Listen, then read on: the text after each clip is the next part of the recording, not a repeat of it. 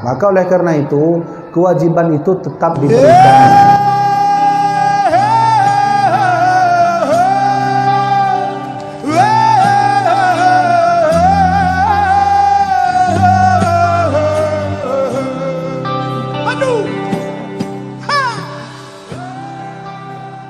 Itu bisa dilihat dalam kitab Uqudul Jain, bahwa ada hak suami kepada istri, ada hak istri kepada suami.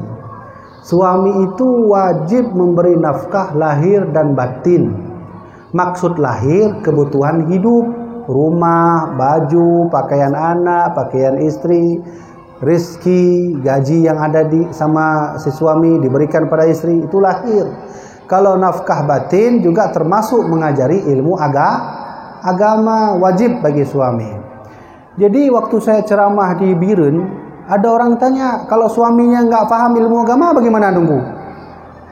Saya bilang kalau suami nggak paham ilmu agama, minta kepada suami untuk mengaji di tempat lain atau di sebuah majelis. Ikut.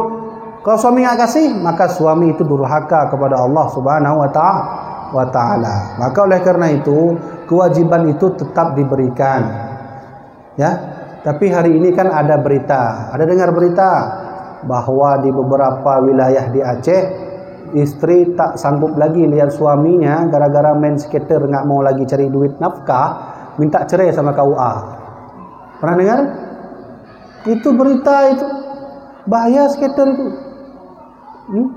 Jadi oleh karenanya, kalau kita memang siap untuk kawin, menikah, harus siap batin kita, harus siap lahir kita. Oleh karenanya, hal ilmu agama itu wajib diajarkan kepada istri. Pertanyaan kedua, bagaimana cara mungkin misal ada seorang istri yang dia itu mungkin alim, atau dia solehah, atau dia dekat dengan Allah, atau mungkin dia bertakwa, melihat suaminya lalu dia marahi suaminya karena mungkin suaminya itu kurang bagus akhlaknya dan seterusnya. Apa boleh demikian?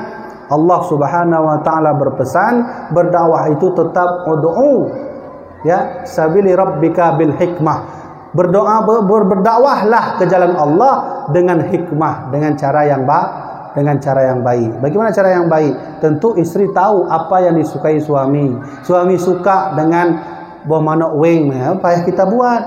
Ya, nanti bilang, bang, nyo dah bawa manok wing, bang, tengok baik menandai. Lu cerita dekat abang, mana dia? Benar kan? Begitu cara berdakwah. Tadi kan sudah saya sebutkan hadis, kalau ingin berdakwah, kalau ingin menghilangkan kemungkaran, Rasulullah memberi 3 hal. Pertama, dengan bil yadi, dengan tangan. Kalau ibarat orang main skater datang, hai, itu sudah saya traktir, duit sudah saya kasih tehnya. Tapi tolong jangan lagi main game. Itu dengan tangan. Nggak bisa dengan tangan. Fabilisanika kata Rasulullah. Dengan lisan. Kalau nggak bisa dengan lisan, dengan tangan nggak bisa juga. Seorang perempuan alim sudah menasihati suami, tidak bisa juga. Fabiqalbi kata Rasulullah, berdoa kepada Allah, ya Allah, mudah-mudahan suami saya baik, mudah-mudahan kau beri taufik kepada suami saya. Begitulah caranya. Yang ingin saya katakan sini, tidak sah si istri marah-marah kepada si suami. Tetap harus patuh kepada suami. Faham?